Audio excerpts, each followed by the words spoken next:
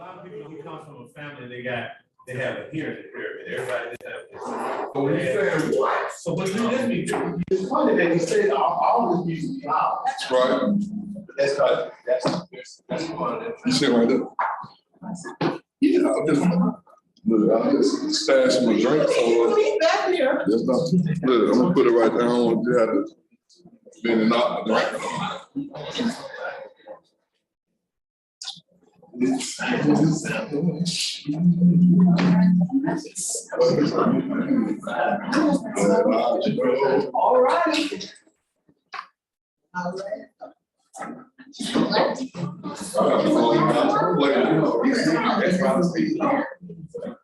You wanna know my favorite girl? The song with the color.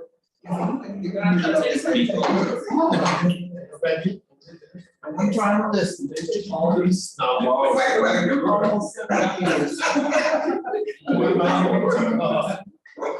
going back.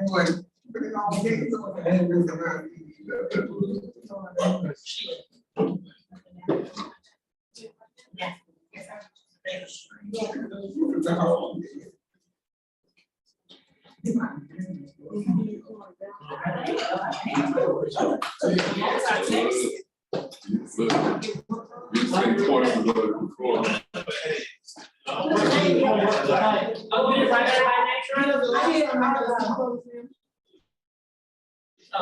can change it up a little bit though.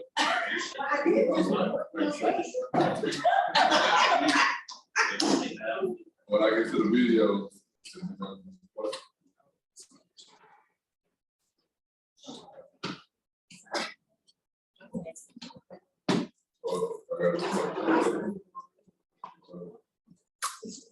I knew you were.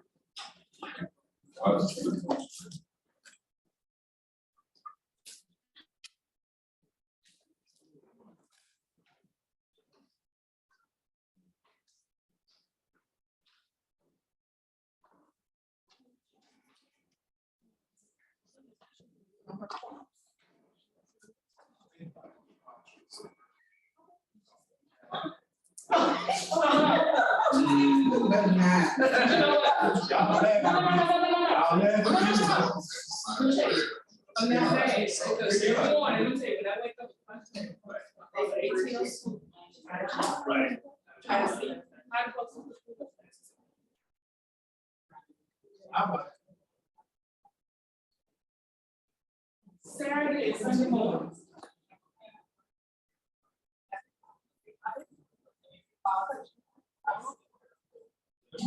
So you made it study.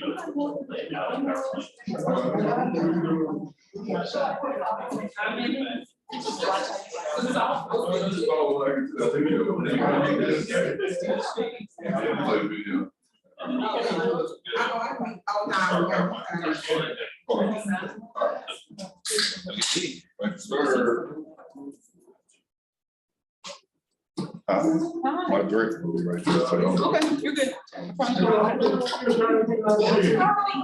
Huh? What'd you say? Oh, man. Anybody do this battle? It's time. 317. All right. How y'all doing? We're gonna get started. We're strapped for time. I only gave an hour and a half. I can talk for 2-3 hours. I know. I'm trying to let y'all get out so y'all can go relax. So I want to relax too. My name is Tyrone Dennis. A lot of people call me Ty. The reason that I have 3 names because I was a retired Atlanta police detective. And in the police world, we go by last names. Everybody calls me Dennis.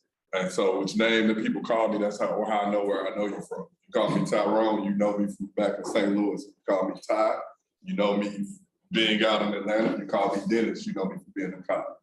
All right, so that's why it's the 3 names. I'm originally from St. Louis, Missouri, born and raised.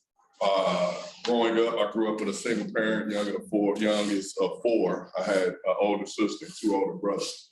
And my mom was a word processor for St. Louis Police Department. I grew up in what's called the Fountain Park neighborhood. We saw in the last class, it's a slide about the Delmar Divide in St. Louis. And that divide basically separated the haves from the have-nots, this one street. And so I grew up in amongst that. Growing up, we didn't know anything about it. It was what it was. And so I grew up in a gang-infested, drug-infested neighborhood. So I got different educations every day. In the 6th grade in St. Louis, we have something called voluntary desegregation, where I got bused from the inner city to the suburbs. And I went to a suburban high school from 6th grade on. From that, I basically got 2 educations every day. And I'm so glad and thankful that I was, because like I tell people now, I can go to a corporate 500 meeting or a gang meeting and I fit right in. So that being diverse in different cultures helped me as an adult. Once I became a police officer, everything that made me different turned out to make me great. When I walked in the police academy, my classmates, I'm sitting in the back like, none of these people over here. But eventually, once I learned my craft, I was able to show my work, and I'll get to that in a second. But all through high school, I played basketball. And playing basketball, I was getting heavily recruited throughout high school. Up until my senior year. My senior year was the worst year of my life. We had 1 district, 1 conference, all this stuff.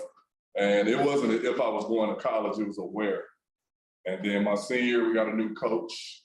We went 12-15. And then a week after the season was over, one of my friends came to me in the morning. He was like, if I get in a fight, you got my back. And so what I say? Yeah, where they at? Right?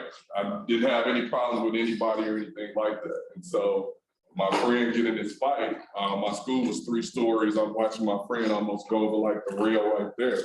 And I jump in this. I'm standing there, I get hit with a trash can, so I jump in the fight. When I jump in the fight, one of our teachers was the wrestling coach. He put me in some type of chicken wing. And I'm like, I'm so tall over him, St. Louis dialect, I'm like, I'll steal you, meaning I'll punch you. He thought I said I'll kill you. So I got a 43-day suspension, 10 days out with a recommendation to the Board of Education. When I went to see the superintendent, he knew me from basketball. Oh, Mr. Dennis, you did this? He calling all my stats out. My wife, me, my mom is at the table tapping me like, oh, see, you know you should be fine. No. I got the call next day. The Rockwood School Board of Education has decided to uphold your suspension for the remainder of the year. Do not go to prom, do not come to graduation. So I'm like, what? So to drop my appeal, they allowed me to go to graduation. And at our school, we had what's called 0 hour. So every morning I took an extra class every semester. So I could have graduated early. In my last semester, I had 3 gym classes, community service, and I only needed a half a credit in senior English. But since basketball is a winter sport, I couldn't graduate early. I had to stay. And so once I got expelled, I went to one of our rival high schools. I'm in the classroom with the 5th and 6th graders that's suspended. And I'm basically reading the paper all day because my work, I really didn't, it's my last semester. From that, I was getting recruited by Marquette University. They pulled off and I'm sitting there like, oh man, where I'm going? I ended up having to go to a community college, Lakeland College in Mattoon, Illinois. And my coach, he pretty much came and signed me in long-term suspension. And when he signed me, he was like, I don't care what you've done before you get here, just don't do it when you get here. And I signed my letter of intent to go to Lakeland. When I signed, a lady at my church, she reached out to my mom. She was like, what are you doing with this? What is he gonna major in? So where I come from, I'm the only person that went to college. I was the first one in my family to graduate from college.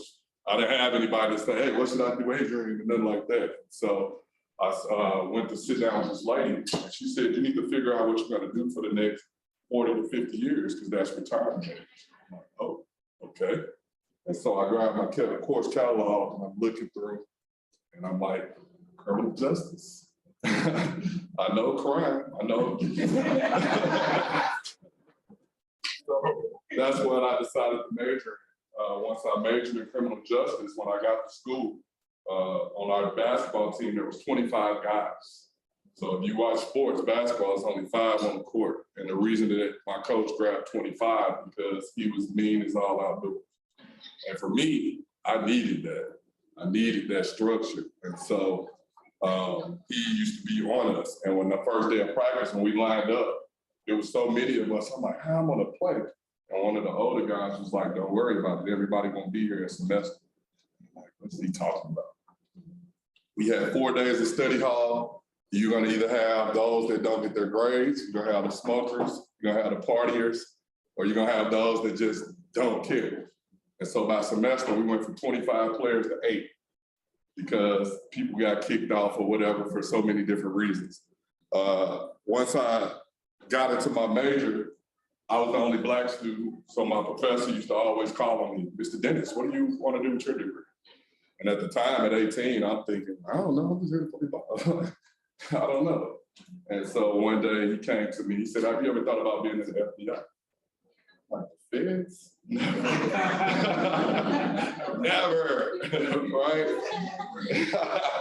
And he said, well, as a minority, there might be something, a good avenue for you. There might be something for you to look into. So I started looking into being in the FBI. I got my associates in criminal justice. I did transfer to the University of North Alabama, where I double majored in criminal justice and sociology, played 2 more years of basketball.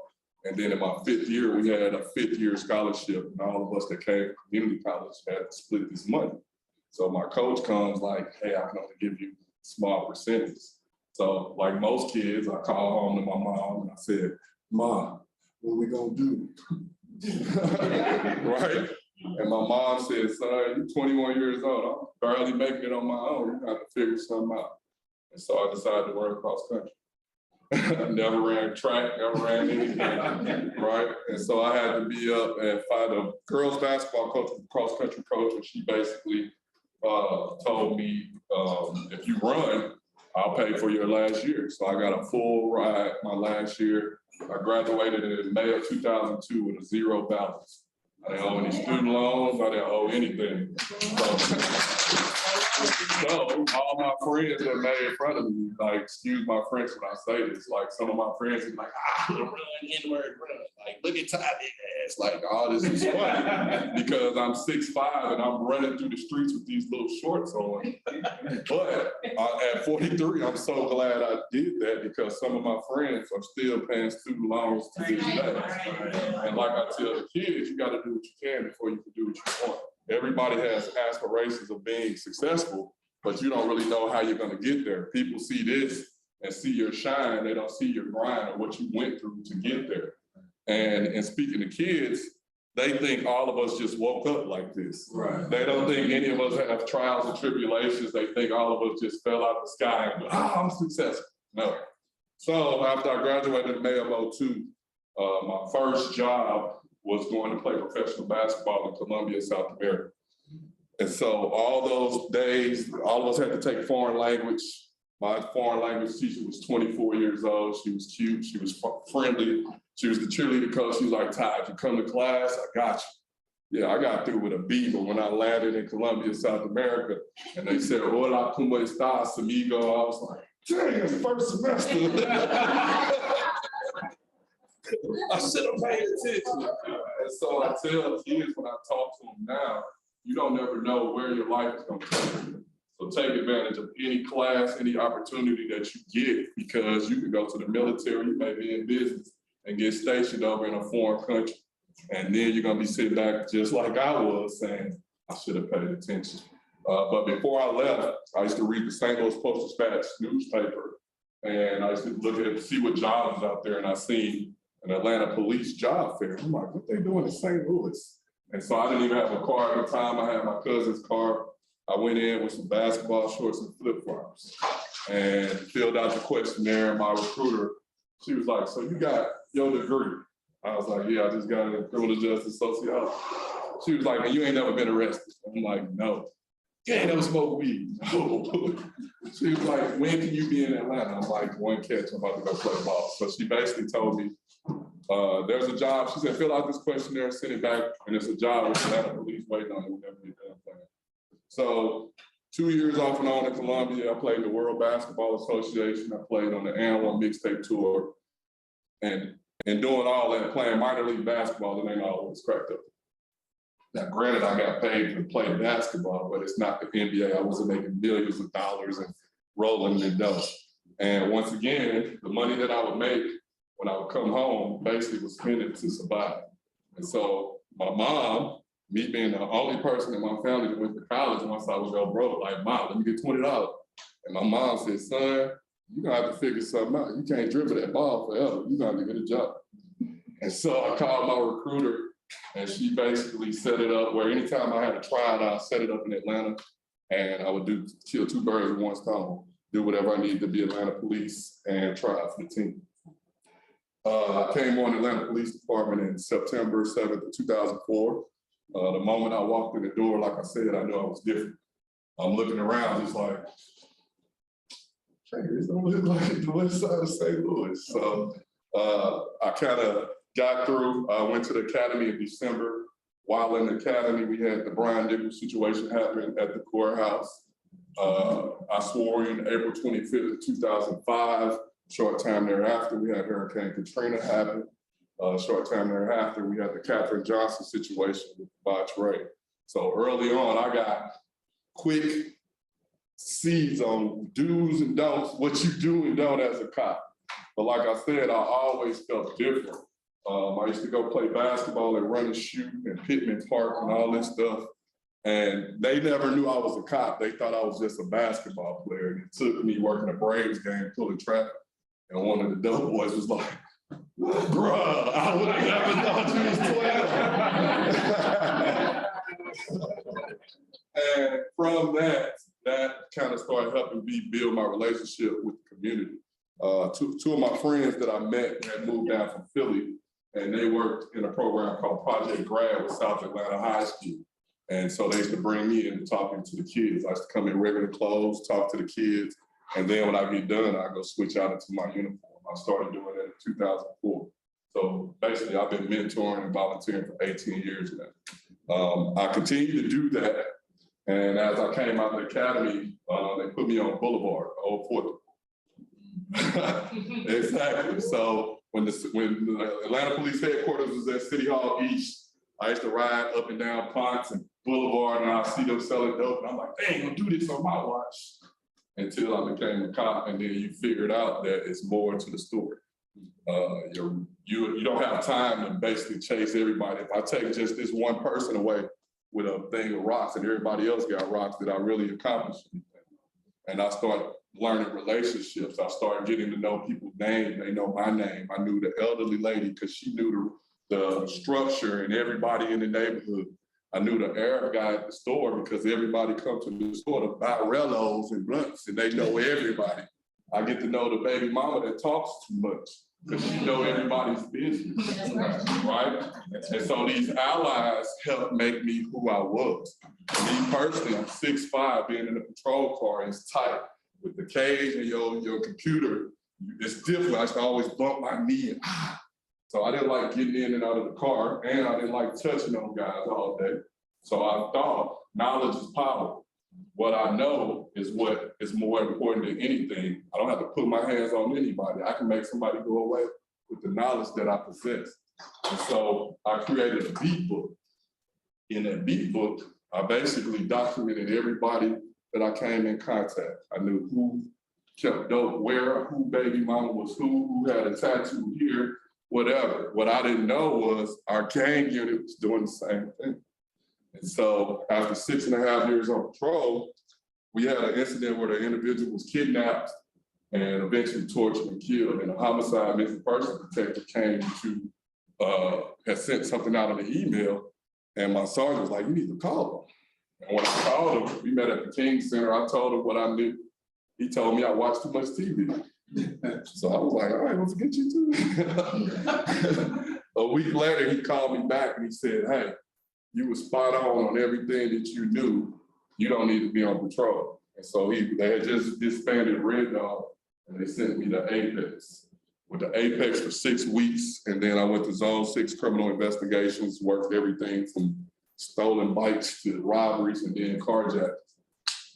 Started showing myself, and that book that I created became my Bible. Because remember, I documented everybody. So when a suspect comes up with a certain tattoo, I'm like, oh yeah, I got that right here. You know, bam, bam, bam. So I worked a case with Detectives Quinn and Velasquez. They like two of the best homicide detectives, ATL homicide, when you watch it. And I wanted to go to homicide. I'm like, yeah, I'm going to homicide. I want to be like them. And then the order come out and I look at it and they say I'm going to targeted enforcement. So I'm like, bruh, I know they didn't just send me to the taxi unit, right? Because that's what I thought it was, but that was the real name for gangs. And one of the supervisors knew that I was fluent in gang culture, not from what I learned as a cop, but from where I grew up. So once again, everything that made me different made me great. So in 2013, I went to gangs. When I got the gangs, my partner, Lakia Gaither, she was from Chicago. It was like peanut butter and jelly. She thought like me, I thought like her. Our motto was, I will not lose. And anytime we got a case, we didn't stop until we solved it. So then I started taking other detectives' case. Are you struggling with your case? Let me see what you got. Boom, here you go, solved. Then the Chief Shields was one of my biggest allies. She had come across the hall like, they struggling over his own such and such, could you go help? Boom, solved. So we kept solving all these cases. That's why we started getting all the different awards and stuff. But in all this time, I continued to volunteer. And in 2014, I believe it was, or whenever Mike Brown and Ferguson happened, everybody was like, oh, Ty, you from St. Louis. What's up with that? And I'm like, Ferguson was the suburbs. Come to the west side. But I tried to figure out how can I do something? Because once again, I'm different.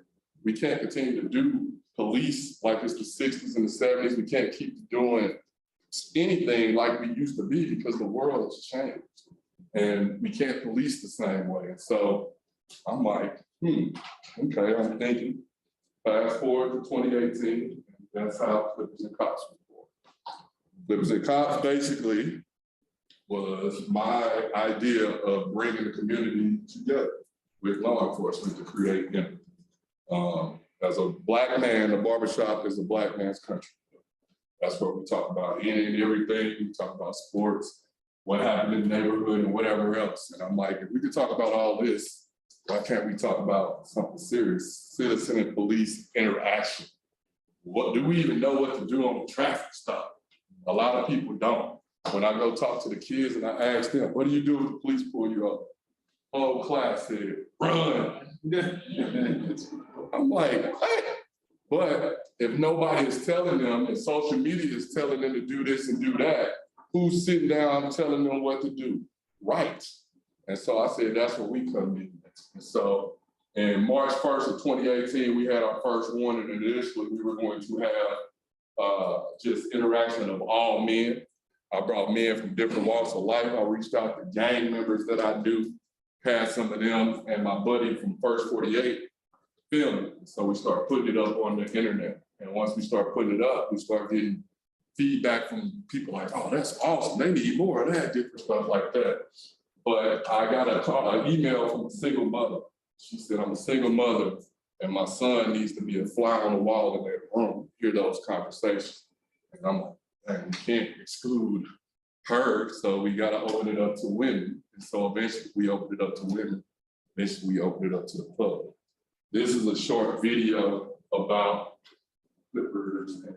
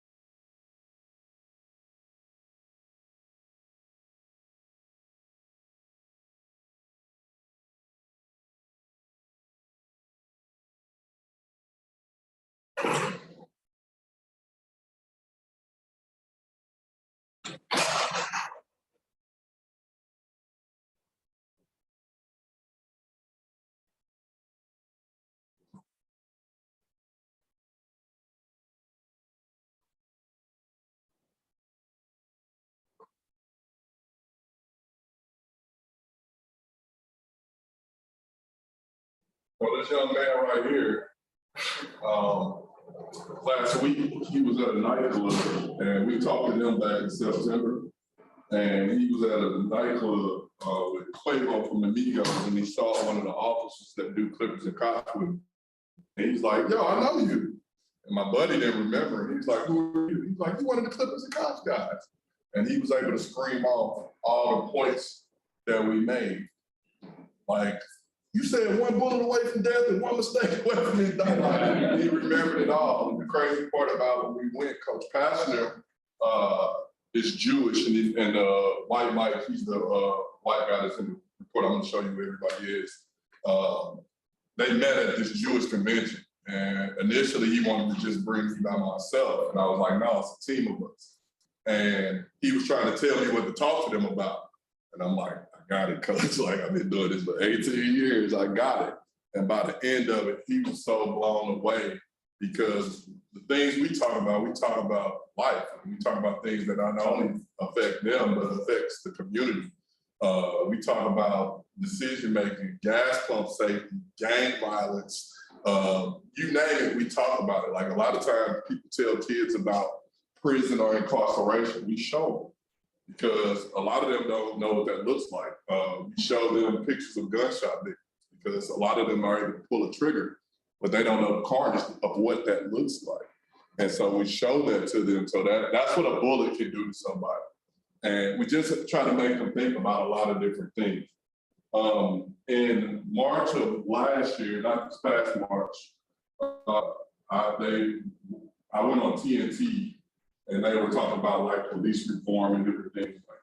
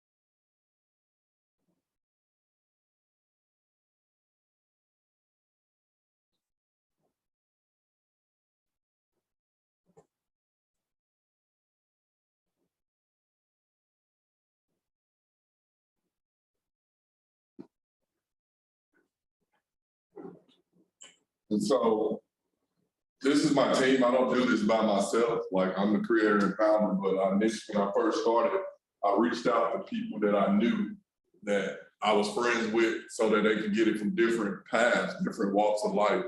And so Reese is a radio personality. He's our moderator. He keeps it light. Sometimes it can get hostile, just for the simple fact we're talking, like, a lot of people have some trauma stories from law enforcement. And even though I didn't do that to them, when they see my uniform, I'm the boogeyman.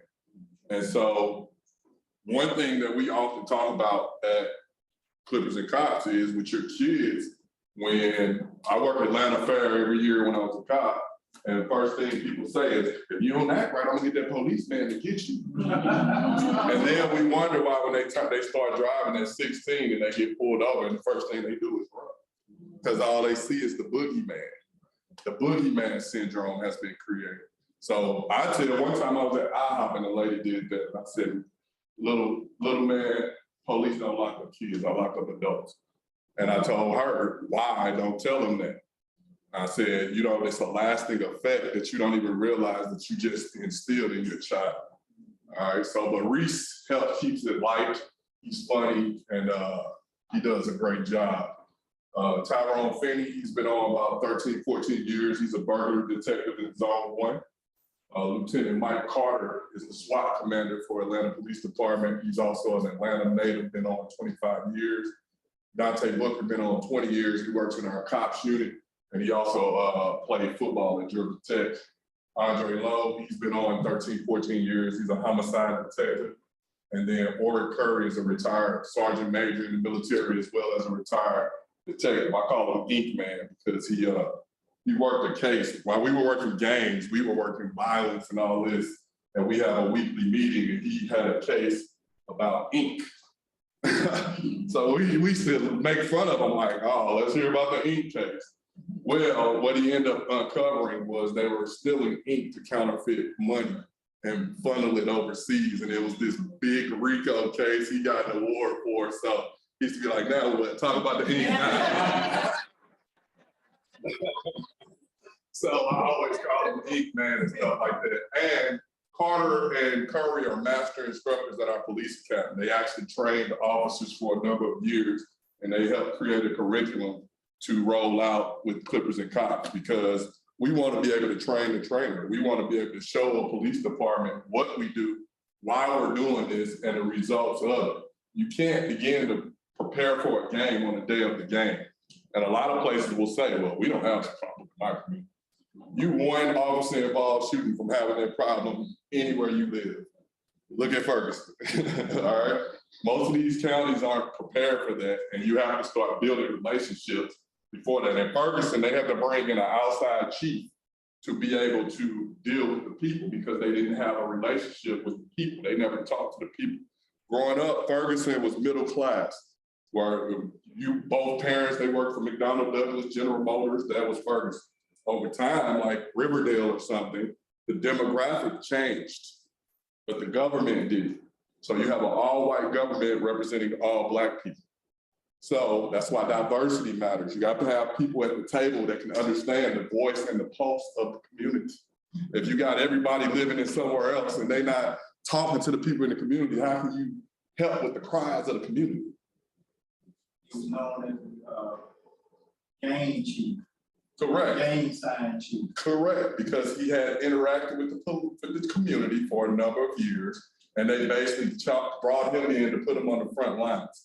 What the world discovered with Ferguson, the DOJ discovered, was there was a big disparity within the Ferguson Police Department. As an inner city kid, we knew not to drive through Ferguson.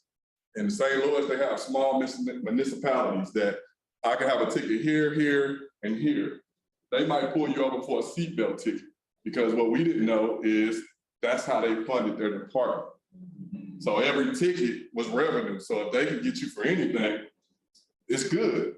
Well, you being poor, you're not gonna pay that seatbelt ticket. I ain't got $20 to pay it. Then you get a warrant. So then they call it the muni shuffle, where you're going from one jail to the next jail to the next jail, where you got all these fines that you can't even pay. And so that's what the department, that's how they got a dissent decree and so forth and so on. Lastly is Michael Sight. Michael Sight is a WSB TV reporter. We call him White Mike because we got light skin Mike, white Mike. So y'all Mike came to me from another news reporter, Amy Benateri. She moved to Miami and they basically, I think, swapped, and he came up from Miami. And when he came up, she was like, hey, I want to introduce you to my friend, Michael. Michael grew up in East Cobb, gated community type. And when he came, we went to lunch. And that night we were doing Clippers and Cops. And I'm like, you should come. That night we were on Fairburn Road somewhere. And when he came, he's like, what is this? But from that, he's gotten so much street cred now when he shows up to do a news story. People like, White Knight, that's White Knight. He got street cred, but he's able to explain to the public and the children about the role that the media plays and what we see. When we went to South Atlanta High School, they said, why y'all don't ever put the good stories on the news? He said, because y'all don't ever send me the good stories. When there was a big brawl, y'all text me the brawl, but when somebody get an award, you don't even say that. He said, so send me that so I can do something positive about you guys. That everybody ain't thinking y'all just over here fighting all day. And so he plays a huge role in what we do. Our message is basically trying to establish relationship empathy between the community, young people, and anybody that'll basically listen. When we first started, we didn't want it to be a big shout match. That's why we didn't open it up to the public. We thought it was going to be like Black Lives Matter coming to argue and stuff like that. Eventually, they did come, and we did argue. But afterwards, we shook hands and we hugged. And after they seen us, that this ain't no fly-by-night thing. Like this, we're not doing this for the cameras. We're not doing this for popularity and awards. We really care. Like I told them, these are our people, just like they're your people. When I take this uniform off, I was born Black, I'm gonna die Black, I'm Black. When I get pulled over, they don't say, oh, that's a good security menace. No, they say I'm Black. So we have to improve this for not only myself, but my babies, your babies, and everybody else to come after us. And so we're just trying to build something that pretty much help change police. Like I said earlier, when people talk about police reform and what that looks like, when you ask them what that looks like, they can't tell you. I tell you, it's us, it's me, it's all of us being involved, more involved in the police within our community. If a new cop come into your community, tell him to come here, get to know his name. How else do you get to know him? You got me? When your kids are young, tell them to get to know his name. So when I pull you over for that BS tag that you say, oh, you ain't got nothing better to do, we know each other. So then it's more so, Miss Man, you don't get your tag fixed. You know your tag. I don't know, for what? You see what I'm saying? It creates access and it creates a relationship that when I don't know you, yeah, that might seem like a nothing, like why you ain't doing that? But now we have tag readers. I don't even have to run your tag. I can sit in the middle of the street, it's gonna run, every tag's going by. And it's gonna say, insurance expired. Then it runs your name. It's made, possibly cousin of such and such has a warrant. And I'm going to get you, you know what I'm saying? So it's little stuff like that that helps eliminate a lot. And so with knowing the community, I think I told somebody this story yesterday. We were looking for a carjacked vehicle, and one of the lieutenants, her name was Lieutenant Brady, white female, she grabbed me as patrol. She said, hey, pull this car over. We walking up to the car, guns out, because it's a carjacked vehicle. When we get to the car, it's two Black females. One that I knew that's in the passenger seat, and another one that's driving. One that's driving doesn't have a driver's license. You don't have a driver's license and you driving, what happened to you? Jail, no question, jail. So when I get to the car, the girl in the passenger seat, they used to call me Slim. I used to be Slim.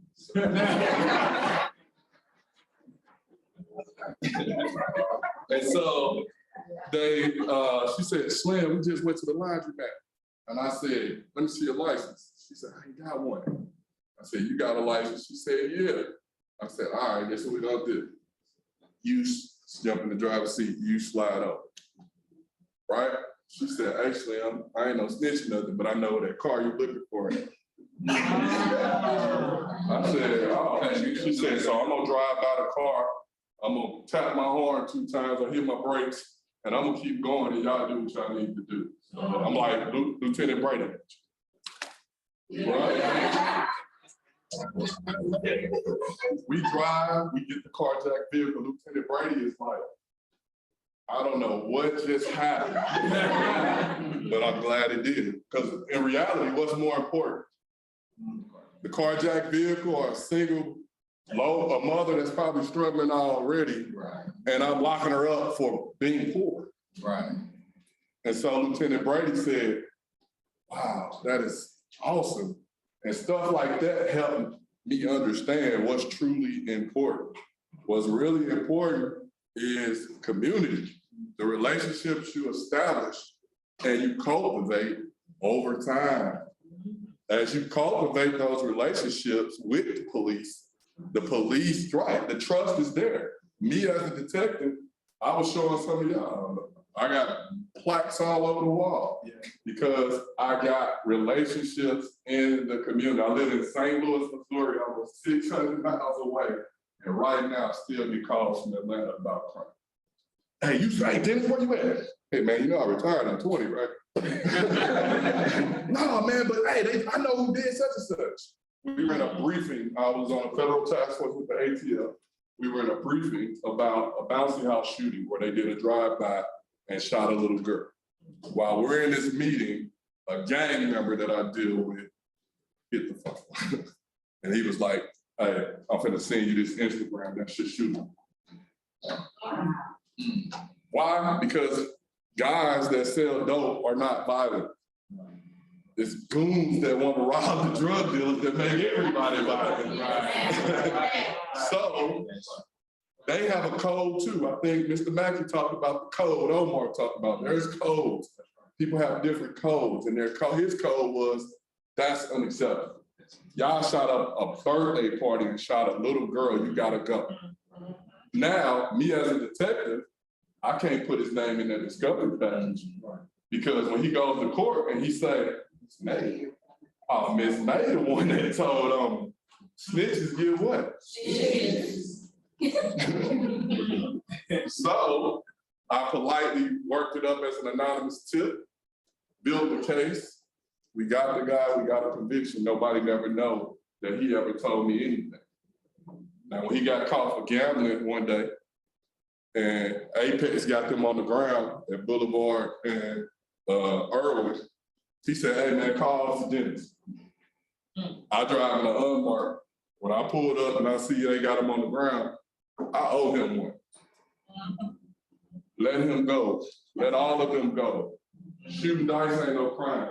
It's a crime in the book, but what he provided is more important than locking him up for shooting dice. You see what I'm saying? Yeah. Now, we have a partnership for life. Whenever something else happens, guess what he's saying? I gotta help my boy. I don't know when I'm gonna get caught shooting dice again. Right. All right. So it's about building relationships in the community that are sustainable. And it's not the first time they're seeing you at a homicide scene and then you walking up with a pad in front of everybody talking about, hey, let me get your name. What did you see, man? Because when I leave, you still gotta live there. Right. And some of these jokers don't have codes that they care about elders that Matthew talked about. A lady, they'll put a bullet in you once they get their discovery package. Another story. On Parkway, I got the video I can show you. During COVID, when COVID first stopped, the Uber Eats guy pulled up at 633 Parkway to deliver the food. When he pulled up, a guy's walking down the street like Davy Crockett. And I guess he was like, hey, I bet y'all can shoot that man right up. He did nothing. He's the Uber Eats guy. He pulled the rifle, it's on video. One of the guys selling dope, he has on a yellow flannel jacket. You can clearly see it clear as day. He threw his hands up like, bro, what you do that for? You just messed up the money. Because here come the police to deal with that, right? When the detective got the case, because initially he didn't die. They initially saw the guy that said dope out there, so of course they know who he is. They went and pressed him. Be behind pizza that he do a dry snake. Well, I don't know who he was, but y'all did have him 2 weeks ago behind Family Dollar.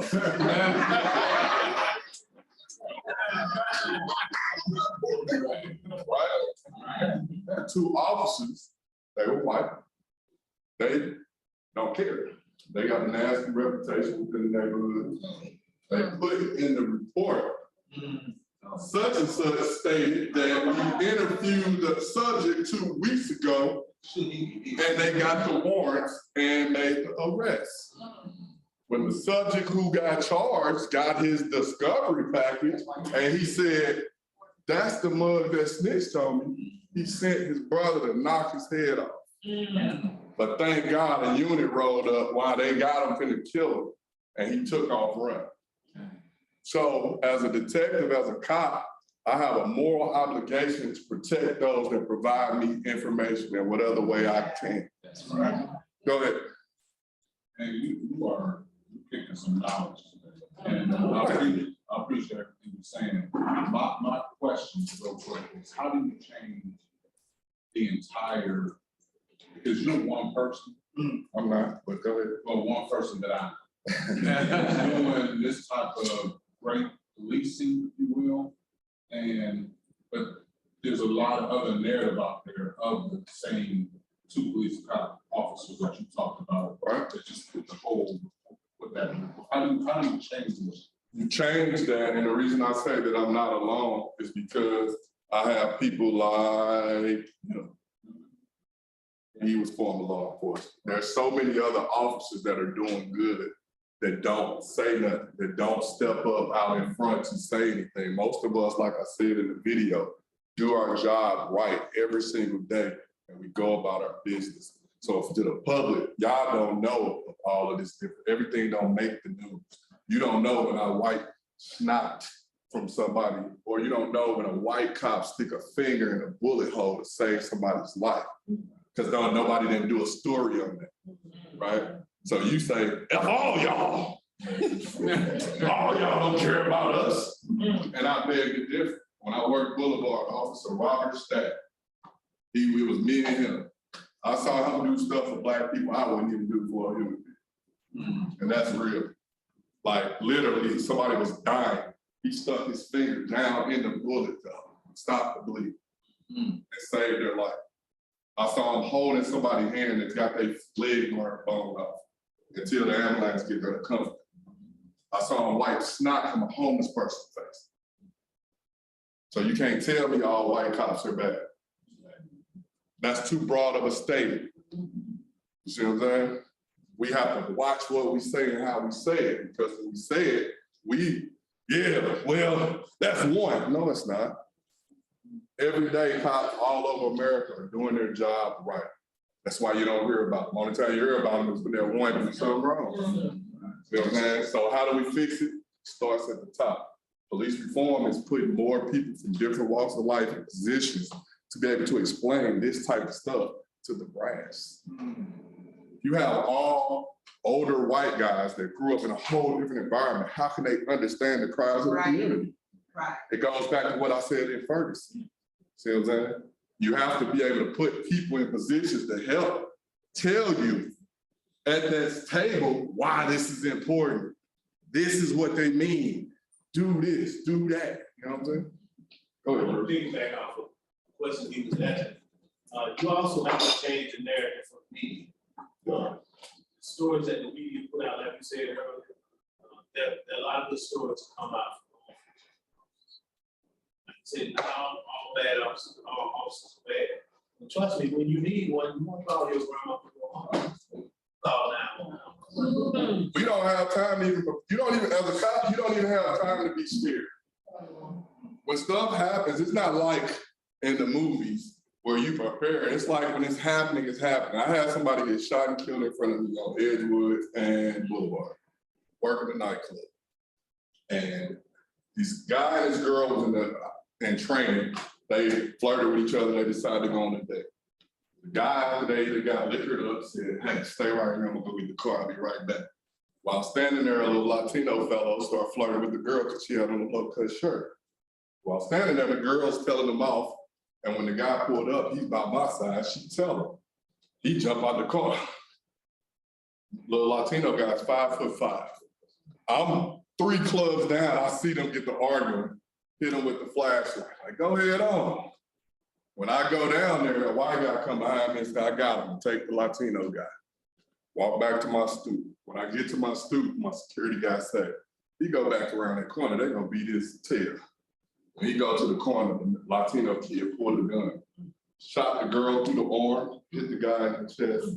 He died right there. When the shot, you hear gunshots, you get down. So my security guy dive on top of me, like, move, dude, I'm the cop. And when I run to the corner, the Latino guy runs, jump in the car, they take off, and I watch this guy take his last breath. Over what? So I talked to the kids about decision making, because what did he stand to gain in that argument? You already got the girls. You already making up. You already good. You just trying to be tough. So you never know who you're dealing with. So you got to pick your battles accordingly. When we talk to the kids, I get to that. I'm gonna get on course, but when we talk to the kids, somebody, if I snatch your chain right now, right? How much you pay me that chain? $80. $80, right? If I snatch your chain, what you gonna do? You might let it go. Some of the kids gonna say, oh, I'm knocking his head off. And then when you ask them, so you mean to tell me, but $80, you gonna go do 25 to life? And they say, well, I ain't never thought about it like that, but the disrespect, I get that. Don't let nobody disrespect you, I understand that. But there's a time and a place for everything. You gotta live to see another day. People don't fight no more. You never know who's armed. Right. And so that moment that you say, oh, square up. And he say, nah, buddy. Right. You lost your life over an $80 chain. Go ahead, Bruce. I worked in the prison, and you made a point earlier that they don't really realize what's going on until they get that doorsteps. That's it. That's when they be. People don't understand when they crying up in there. I've seen some of the hardest situations, the hardest guys in the world. At night, when ain't nobody walking around in the jail and it's quiet, he in there crying. I've sat in the booth. I've had dinner with killers. I've talked to gang members since 2013. And a lot of these guys are very intelligent. A lot of these guys, if given the opportunity, can be productive adults with proper guidance. You have to get to these kids early enough to give them structure so that they stay on a path, that they don't get gobbled up by the music, Instagram. Social media is the devil. And I don't care where you live. You can stay in a gay community in Buckhead. When your kids log into that phone and they see this how they doing on Bankhead, they too can get it too. And then they may feel like, I'm like Lil Wayne, I'm like such and such. And then they gotta prove themselves when they get at Lenny's Mall. And a real one say, you ain't really about that, I'm gonna show you. And then you do something and you don't even know what comes with it, what you just did. But through COVID, we continued to do Clippers and Cops, and we basically went online. Like I was saying to somebody earlier, in person is so much better because you can feel the energy in the room. But with what we did on Zoom, it allowed us to take Clippers and Cops from Atlanta to not only other states, we had people logging in Canada, Europe, and Africa, right? Because different people knew different people. And we think that police reform is just a problem here in America. I did a presentation in Kenya about school violence. The only difference is, you remember Bring Our Girls Home? They got people really running up in the school snatching girls. They wanted me to come over there and do a presentation. My wife said, no, you're going a little too far now. So, but we recently, 2-3 weeks ago, we just did a presentation for the US Embassy in Greece. We had people on from 12 different countries, London, Budapest, Athens, all these different places, because one of their agents wanted to honor George Floyd by putting up a BLM flag. They view BLM as a terroristic group. People say Black Lives Matter. To me, that was a cry for help. But it became a political outcry because people don't want to, the only problem they really had was the Black part, right? Because it didn't say, I'm a cop, I can't say Black Lives Matter. I'm Black too, my life matters too. And when you say that, some people really get offended. All lives matter, blue lives matter. Man, we all people at the end of the day. That's a cry for help. And so this agent tried to put that flag up and she got all this resistance. And so she reached out to us and we did a forum to help them understand why they're screaming it. It's not necessarily, some of them may be terroristic groups, but everything about it is not. All right. We've been to countless colleges. I've talked to people at church, school. We talk to people wherever they will have us. And the whole goal is just trying to build relationships. These pictures you see is at South Atlanta High School, that's at Georgia State. At South Atlanta, anytime I talk to kids, I'll ask them to leave right there on your goals. Where do you see yourself in 5, 10, 15, 20, 25 years? Because you remember that lady asked me, I'm gonna work for 50 years. So I bounce it back, where do you see yourself? Most of the kids don't even think past that.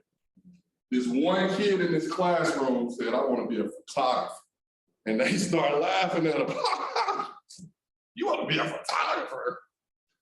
He had his own camera and everything. So we said, hey, we got Clippers and Cops tonight. Why don't you come and shoot for us? He was in there with some other photographers, like, and then we posted his pictures to get his name out. You see what I'm saying? So you have to be able to provide insight to help somebody see that the opportunity is right there. Go ahead.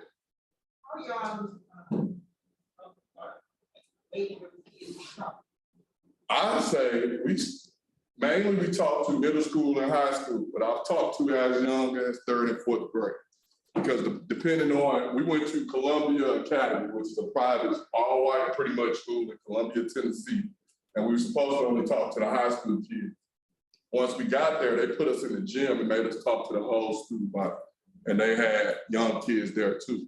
And we talked to them about online predators, playing video games, befriending people on PlayStation, in chat rooms playing Call of Duty. And then they're like, hey, meet me at such and such without your parents. You know what I'm saying? Like, people don't think about that. So it varies. But mainly, if I talk to an older group, it's gonna be a little more graphic. Young, I know how to turn it down and so forth and so on, but the message doesn't change. When we talk to them, we talk about being green to your environment. Because a lot of kids come to school in Atlanta, and if you go to Georgia State, the AUC, Emory, or any school in Atlanta, when they walk off their campus, they're in Atlanta.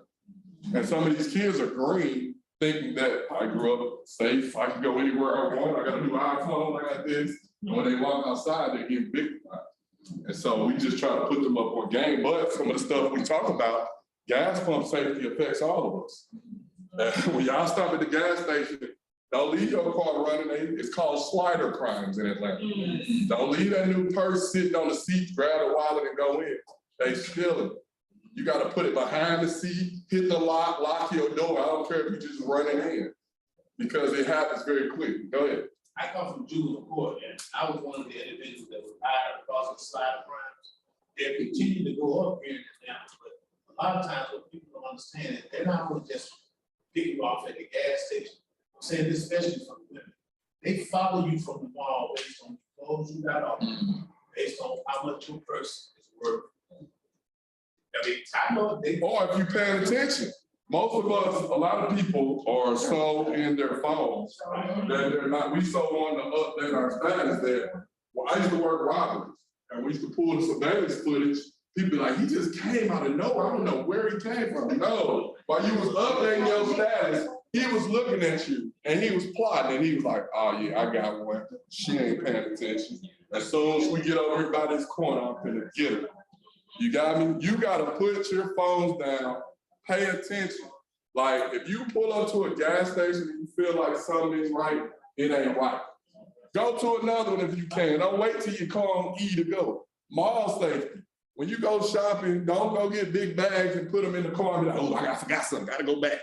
No, because somebody can be sitting in the car watching like, oh yeah, she just put the new iPad, I knew, ooh, I'm gonna get her. And there you go. But community engagement and education is what we basically are doing. Because what happened is we discovered that the demographic that needed to be at Clippers and Cops in the evening, 15 to 25, we'll get sprinkles of them, but they weren't there. And so we decided to start going to the schools. That's why you see the schools. And so now we call it Clippers and Cops Campus Invasion. And we basically go into the schools, we talk about decision-making, gang violence, goal setting. We talk about incarceration. We talk about anything under the sun. But these are just different pictures that we grab throughout the event. I even reached out to our brass to send us the recruits. They were like, what you want the recruits for? I said, when we go through the academy, they say our tool belt. Relationships with the community need to be in their tool belt. Not just a weapon, they need to know how to talk to people. We did a session called The Way You Make Me Feel, just like the Michael Jackson song. All right? You can make somebody feel, there's some guys out here that are already convicted felons. They work a low-income job, and the only thing they have is they're the king of their low-income house. So you as a cop, when you come in there and you treat them like shit, excuse my French, in front of their family, some of them will take a charge to protect that. Because that's all they got. Right? So you gonna come in here 21, slam me up, whatever, and they kids sit there like, hey, daddy, what I do? And then they bust you over the head as a cop, and then you looking like, oh man, give respect. I'm 6'5", I'm big as all I do, I can hurt somebody, I know how to fight. But I rarely had to, because I know how to talk to people. Listen, big dog, you could either square up, don't get in the back, I cuff up once we get to the car so the kids don't see you get in the car, and we both go on our way. Or we can square up and do what we need to do. I might get you, you might get me. But when I get on this radio, we're gonna beat your ass.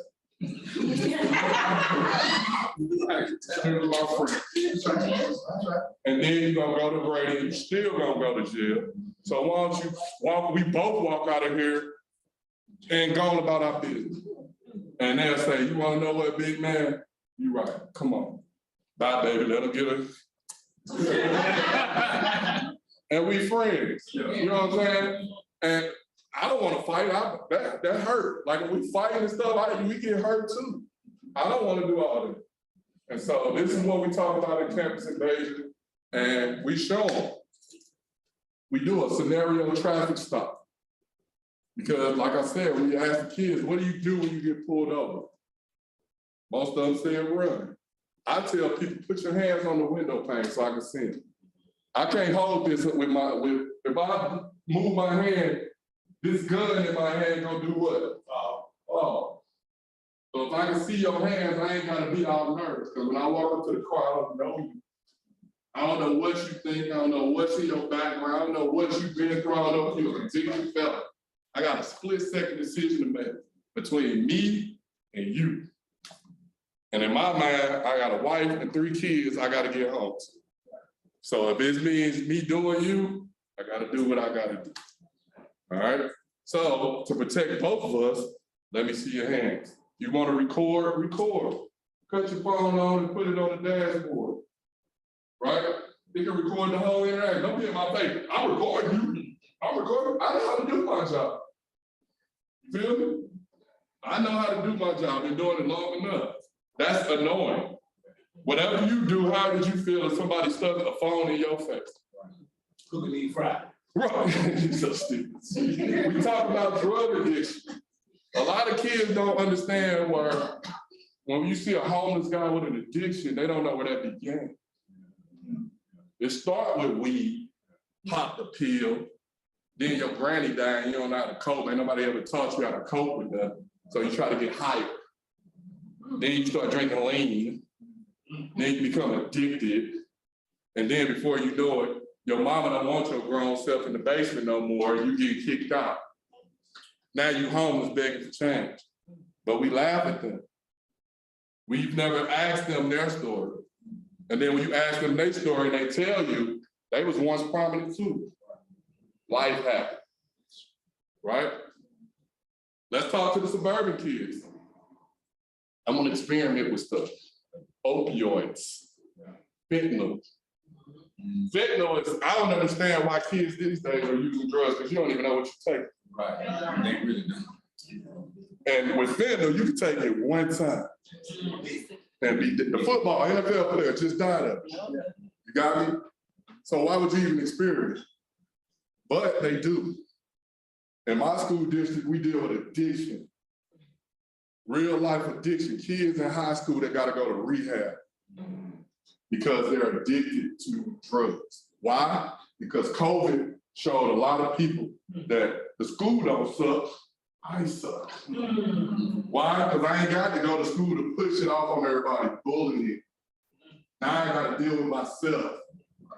So now I gotta figure out a way to cope. And so I start getting high. You got me? Online predators, that's pretty obvious. Effects of gang affiliation. I was a gang detective, I can show them. We talk about, all I did is went on the internet and pulled incidents in Atlanta that recently just happened. And different shootings at the fair. I worked at the fair for 16 years and I never understood. The kids are different. If we beefing now, we meet up and at the same place. But back in the day, it might be, we don't fight. They come to, they done broke in so many cars, they got guns. Right. Gun safety is only to those that abide by the rules. It's just like a gated community. What does a gate keep out? Those that abide by it. Gun control means nothing because I'm gonna steal it anyway. It's a stolen gun, right? So when you carry that gun without a lockbox and you just slide it up under the seat and then they bust your window and they take your gun, what gun law can stop that, right? They know that. They know that. So let's take, for example, let's go Lenox Mall. We got 100 cars in the parking lot. We got 20 guns in those 100 cars. Those kids breaking 100 cars and get 20 guns. That's 20 illegal guns in rotation within our city. And we wonder why crime is too high. I then put up a rap song and I let them read it. Don't sing it with the beat, because I listen to it too. And I explain to them, and as they read it, they say, hold up. And I explain, if you ever been to a hip hop concert, the number one consumer of rap music is not African-American kids. It's white kids. White kids listen to rap music to listen for entertainment. Black kids listen to it as, I'm gonna be that. And so they listen to these lyrics and they're really trying to live this stuff out. Not even knowing that some of the rappers are getting tied too. Because once they get on and get a record deal, they become the big homie. They become the boss.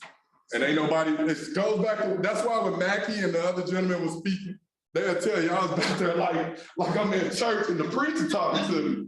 Because it's the same stuff, structure. There's no elders telling them what to be. So now that I got money, money don't make me a big homie. Money make me a decision maker. So if nobody's telling me what to do with it, it can be misguided performance. We read through all these different songs, these popular songs that they listen to. I listen to them too. I listen to rap music and I go home. I don't apply it to my life. They do. Dang. When they see it, they start getting hype, and I'm like, whoa, whoa. Come read it. Then you find out who really can read out loud. You never test a real kid until you force him to get up in front of the class and read out loud. We was at the alternative school, Peak Academy. That's where the kids go that get kicked out. And the teacher walked in and she said, how did you get Deontay to read? I said, ma'am, I'm not a teacher, but you got to give him a little bit of what he wants, and you give him a little bit of what you want. I said, do you think he gonna read Macbeth? No. This, he feels like, oh, this is something I can relate to. And even though it's not on course, then you slide Macbeth in there. These days, they're idols now. Rappers. These rappers are caught up in their own stuff. This me. every single day. I literally was in court. They quoted a Young Jeezy song in a case. And that's why I read these blogs, they talk about the police trying to use rap lyrics against us. No, it's one thing to listen to a rap lyric, it's another thing to apply it to your life. They really was involved in the shootout, and they was like, they put their names in it. Big shootout on the highway, Savage hanging out the window, letting it hang sideways. I'm like, hold up, that's Young Jeezy, bro. And it was used in court. I think we were just talking about Atlanta gang problem. This article is in the Creative Local from 2009. Kasim Reed's administration tried to basically say we did not have a gang problem, which allowed it to grow. You remember the gremlins? Put them in water and it grow. In 2008, when the housing market crashed, what was the first thing they did away with? After school program. You can go buy a ball field in any city in America and there ain't too many kids playing sports. Baseball too expensive, AAU is too expensive. Back in the day, those coaches were our fathers, our leaders. Remember, Maggie talked about adults. Those were our adults. Now they're gone because if you're not that good or you can't afford it, now what you supposed to do? I could jump on this phone and see how Pooh Shiesty and them doing it. You got me? Prison. Let's see what prison looks like. Let's see what happened to a girl fighting over a boy. I know that's graphic for some of y'all, so I'm gonna change. But I show that because some of these kids think prison is never land. They think it's play. The gentleman that was laying on the ground was my case. He did a drive-by down in Thomasville, shot a little girl, and he got 65 years. When he got to prison, it's just like being a cop. What academy class you was in? What school you went to? Who your big homie? He was like, shit, I don't know, my cousin said I was stepped in. They literally carved his tattoos off his body. And then they took the cell phone that he illegally smuggled in there and sent it to his mom. They don't tell the kids that though. But like I asked them, any of y'all know anybody in prison? How often do they call you? Never. They call every blue moon. Have you ever heard of them be like, boy, I can't wait till you get here? Never. So why are we in a rush doing behavior that can help speed up that process? These are pictures just I've gathered. This was a case, these guys were literally, we call them the punch and rob carjackers. They were too small to rob men, so they targeted women. And they would walk up to them and, yeah, because they don't have a code. When the sketch artist did a sketch, we already was looking at him. And when we laid it next to him, I said, good Jesus. She did that sketch pre-handed without that picture. So we knew like, oh yeah, she talked about you. These are pictures of, this is what's in jail look like. We stacking ramen noodles. Like, I'm saying. yeah. But then as a gang detective, this is what I have to do. I have to go through and explain what these hand gestures, shirts, and so forth and so on mean. Jabbar's Creek. Jabbar's Creek was every basketball player's dream. McDonald's All-American, went to 1 year at Georgia Tech, got drafted by the Los Angeles Lakers. In the first round, he playing with Kobe Bryant. When he first got to LA, he 18, he got a new contract, he got targeted. When he go out, he wanna go party, they rob him twice. He linked up with some gang members. When he come home, he go to Cleveland Avenue, where he from. I'm from here. You an outsider now, you a rich person. When he go get his haircut, they snatch his chain. He tried to negotiate with them. Let me get my chain back. They laughed at him. Now he thinks like a gang member. He's hanging with gang members now. He also got in trouble with Gilbert Arenas with the guns in the locker, because now he thinks different. So when he goes trying to kill the guys that robbed him, he misses the suspect and kills the mother before. We tried to get him to be a speaker for us for Georgia Tech, and they wouldn't let us because he's in prison. He's not free to do whatever he wants to do. So I try to explain that to the kids. Prison is prison. It's not Disneyland. It's not playtime. That's it. And these are just pictures from the event. Talk about sexting and cyberbullying and stuff like that. I find quotes and I try to use them just so the kids can see this stuff for themselves. And this one where he's talking about, you don't have to convince people that Black Lives Matter. We have to convince ourselves. We screaming Black Lives Matter by day, and through even the George Floyd protest, crime didn't stop. People still was killing other Black people. But then by day, Black Lives Matter when a cop killed him. Huh? A life is a life. I don't care who takes it. This is Coach Pastor once again. He basically, y'all already heard, he basically was talking about the power of the program and what it meant to him and things like that.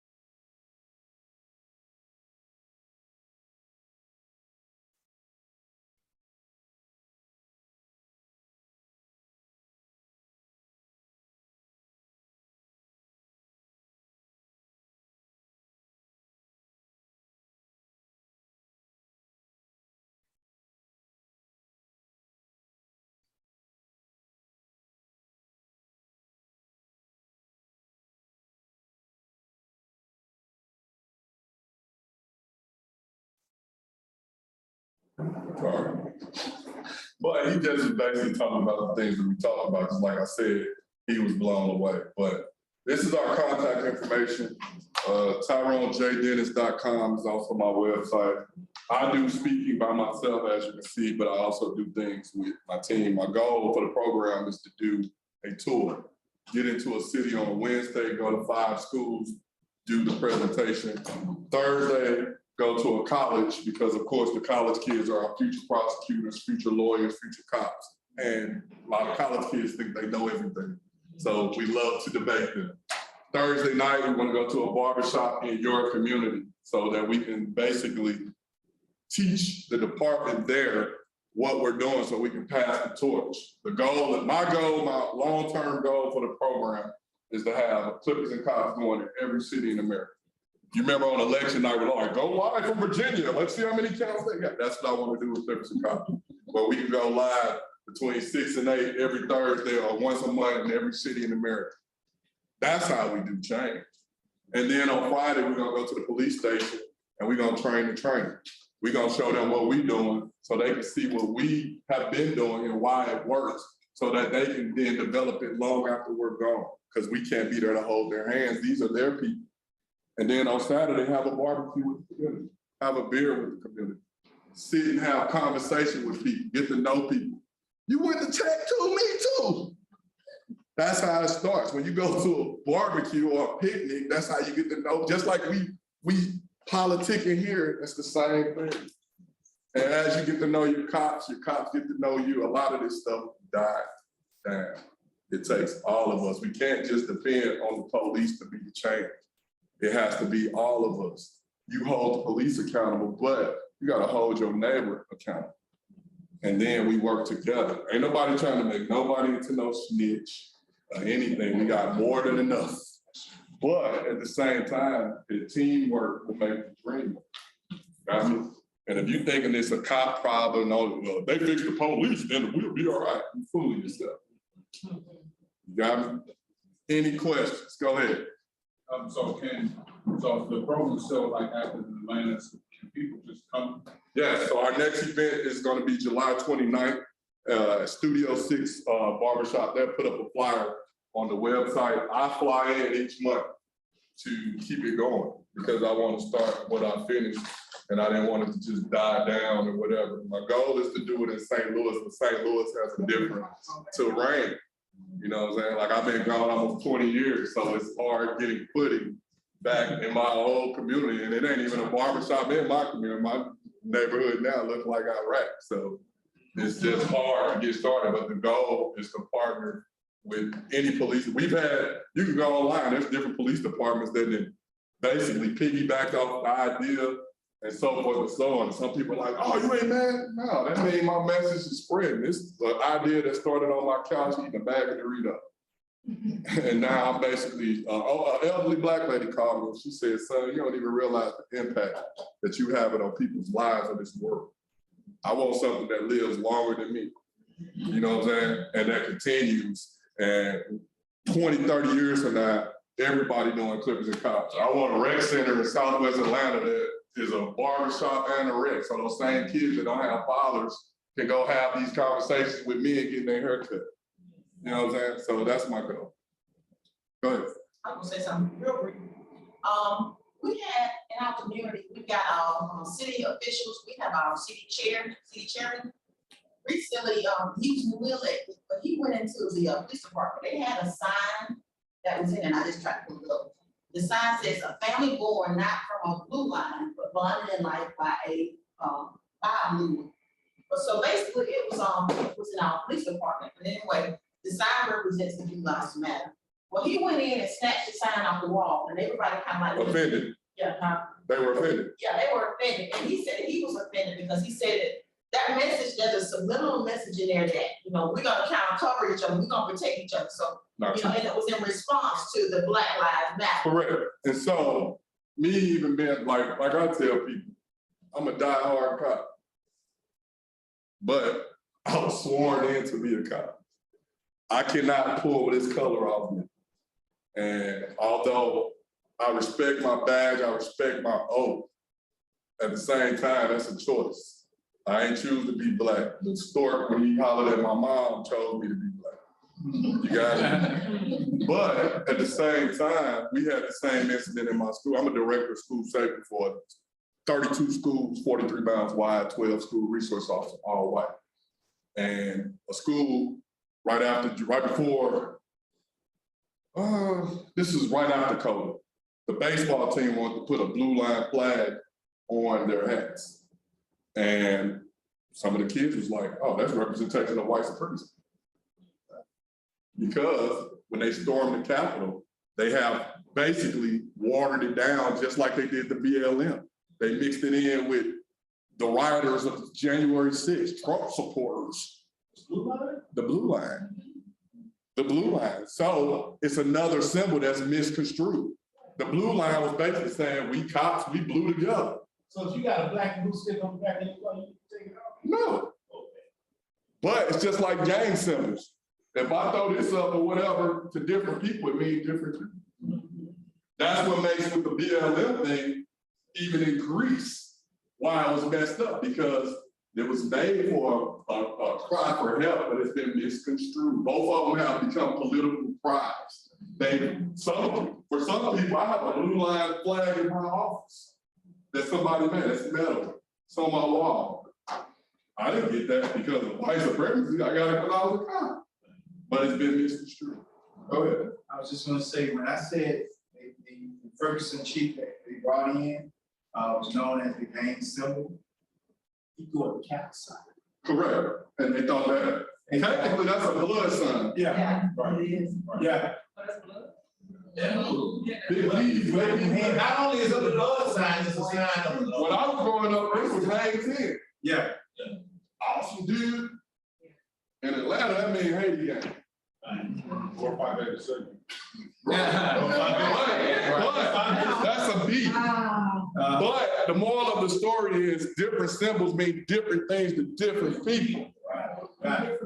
So that's how things can be misconstrued. That's why you have to have people from different walks of life in the room to help explain what it means. Because if all the people sitting at the table is a gang member and he a captain, they go, he a blood sign. Not him. Right. Oh, yeah. So that's my point. Once again, that's another sign that's misconstrued. Yes. It can mean whatever you want to mean. If you wear certain hats in LA, a baseball team, they mean different things. In that city, they may see a St. Louis Cardinal hat and be like, oh, go Cardinals, man. Good job, brother. In LA, they're gonna be like, oh, what section you from? Yeah. Because to them, the symbols mean something different. gang violence, I mean, gang hand signs are nonverbal communication. When somebody's stacking, they could be at the mall, you could be way over there, they almost just said, I F you, forget what you claim, I claim this, now do something. Without ever saying the word. And there's your shootout. And there's your shootout, because they said, oh, he just threw a Kappa. Really, I see another Kappa. What's up? Yeah. A lot of the young kids get the signs, they don't know their meaning. They don't, but that's my point of talking to them about gang culture. Because in talking to them about gang culture, they listen to these signs and they listen to these songs and they don't even really know what they walking around saying. Because Young Slug said, I'm gonna wipe somebody's nose. I'm slimy. Wiping it, right? Somebody knows, excuse my French. It's kill somebody. While you on the ground, I'm gonna wipe your nose. Cause you out. Got me? So that's the part about this education and why it's so important. Because this ain't just an Atlanta problem. No, A St. Louis, I don't care what community you're in. I'm in Little Old Baker County. Baker County got gangs too. Because guess what? If they got a smartphone, Exactly. they can log in and say, oh, I'm gonna start doing that too. Yes. You got me? So that's why a lot of people think that this is not a problem that affects them, but it does. It can affect anybody anywhere. And so, any other questions? Thank you, guys.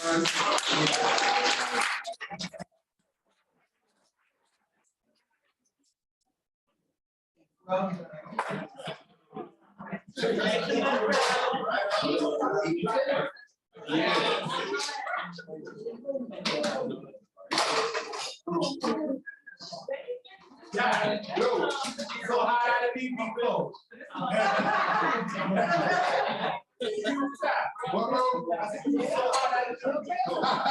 It's kind of hot in here now.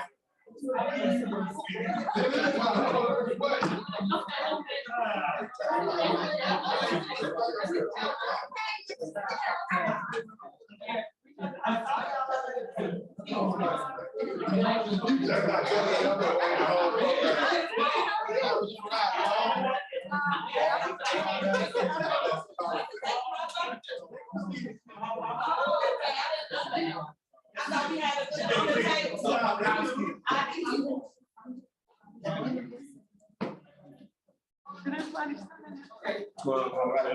All of it.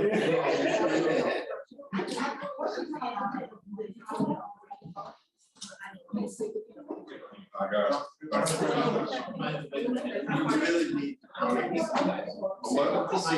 It's coming.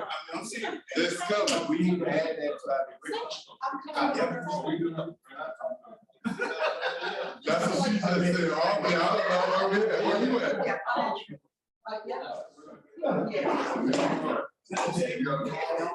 And I'll bring my kids over.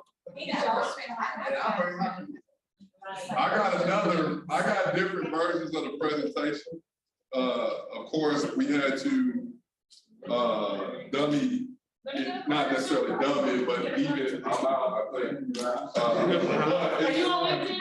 I am, but the reason for that is because, I got one. The reason for it was some of the stuff, as you can see, the violence. I want them to see it, but they need to see it, but at the same time, just like some people in here got like, "Oh." That's why it's down.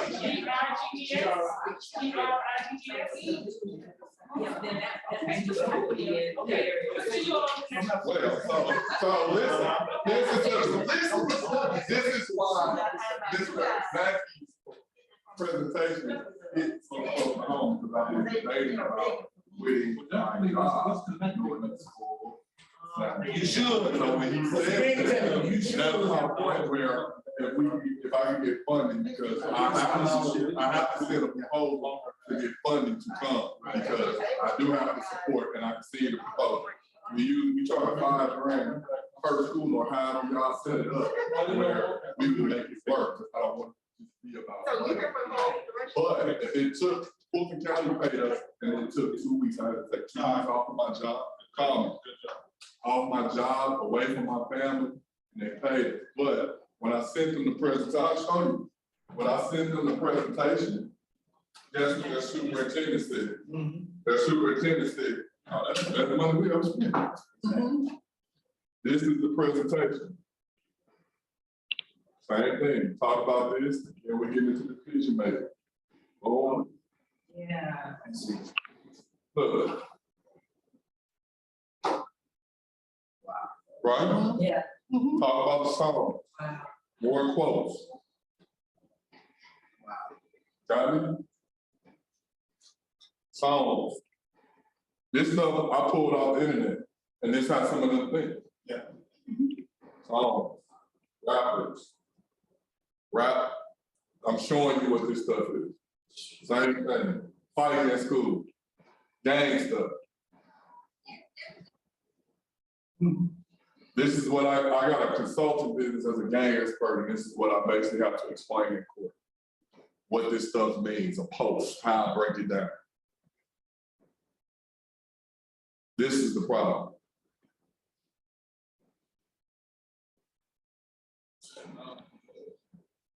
Right? I can't say all this stuff out loud because y'all already know. But this is the stuff I talk about with the kids. I Yeah. showed them. Yeah. Who all that look like? Our kids. My kids. Akeem. They don't understand homosexuality is huge in prison. Akeem. This is the gentleman I said got the stuff carved off of him, and they sent this picture throwing up gang signs to his mom.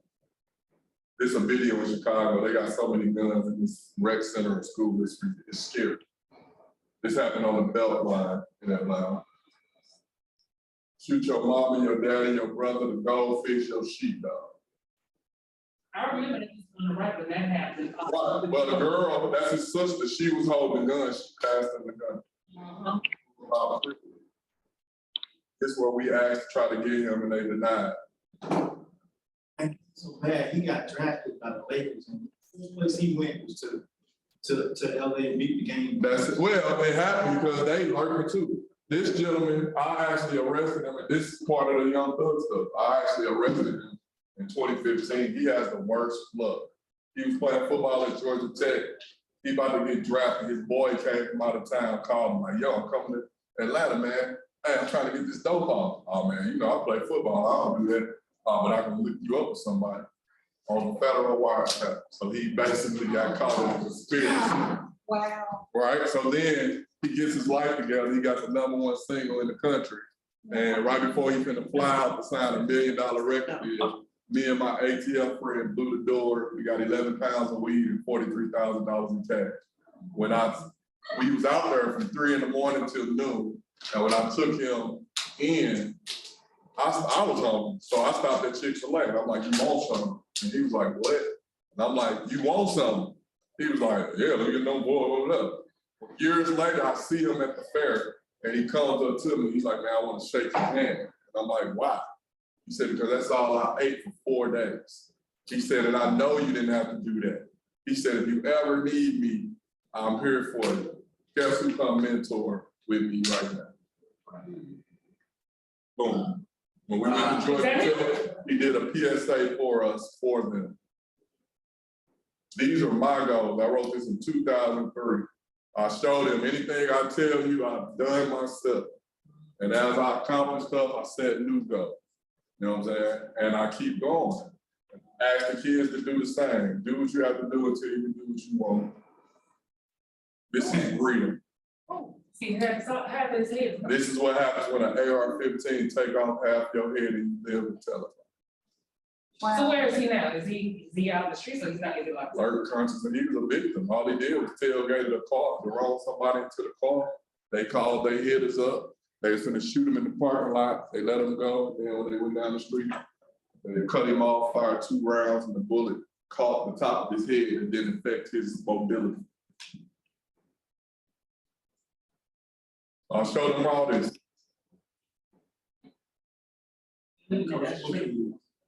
That's it.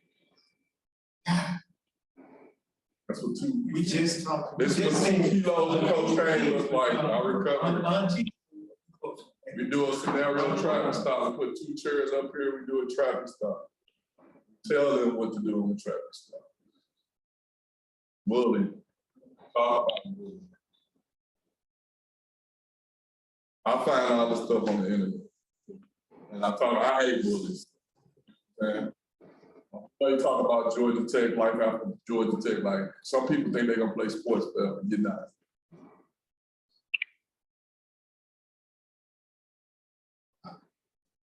Wow. Looking down, boy, he burning in here. You know, like no.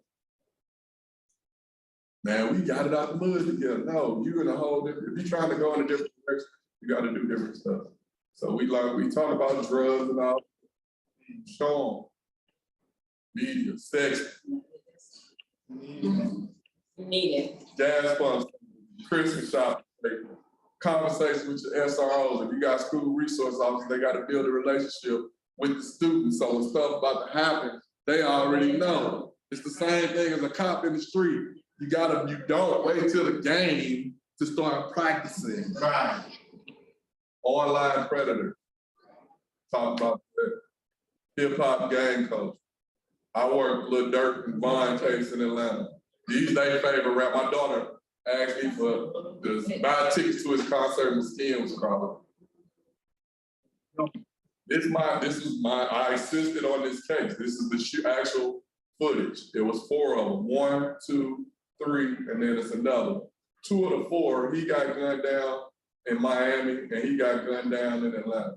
And now he's one of the hottest rappers. Rayshawn Bennett, he did a drive-by in a Maybach. He's currently in prison and waiting trial. This is the Young Thug case. This is who he was at war with. Rollo, he was flying dope from a plane from Africa. 22 years old, was smart enough to understand business logistics, was flying dope from California to Atlanta. Then he knew his neighborhood was getting gentrified, so he started buying up all the houses on his block. 22 years old. Think what he could have been if somebody could have got to him and changed his mindset. That's it. That's it. This is why we do this, to avoid. I was there for this. I was a spotter. I basically was a protester, and I got a chance to talk to the kids, and I would ask them stuff like, do you know if your uncle was a child molester? And they'd be like, how would I know that? Exactly. So how I know what another cop doing that ain't around me? You know what I'm saying? Yeah. How am I supposed to know that? I created this of all the pictures from, like I said, crime was still happening in Atlanta during the protests. And so this is pictures from all the stuff that we gathered, because I was in the intelligence unit. We recovered this from I-20, and I made a mural in our office as a reminder, if we don't police the right way, of what can happen again. This Mayor Dickens, this is what he think about too.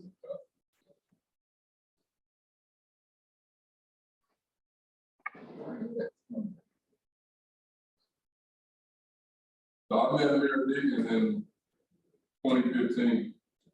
He basically saying he loved Clippers and Cops or whatever.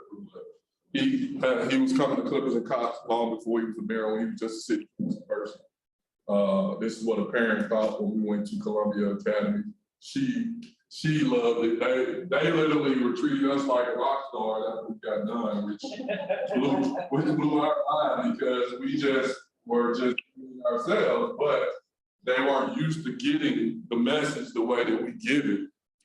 And then of course, passing. And then I put Bible verses up there. Brokenhearted and all this different stuff to try to help them get guidance for themselves. Like, we're not gonna be there to hold your hand and baby you. You know what I'm saying? If you're angry with people, read that. You know what I'm saying? Why when you get to prison, the first thing they give you is a Bible? Why are we not giving them a Bible now?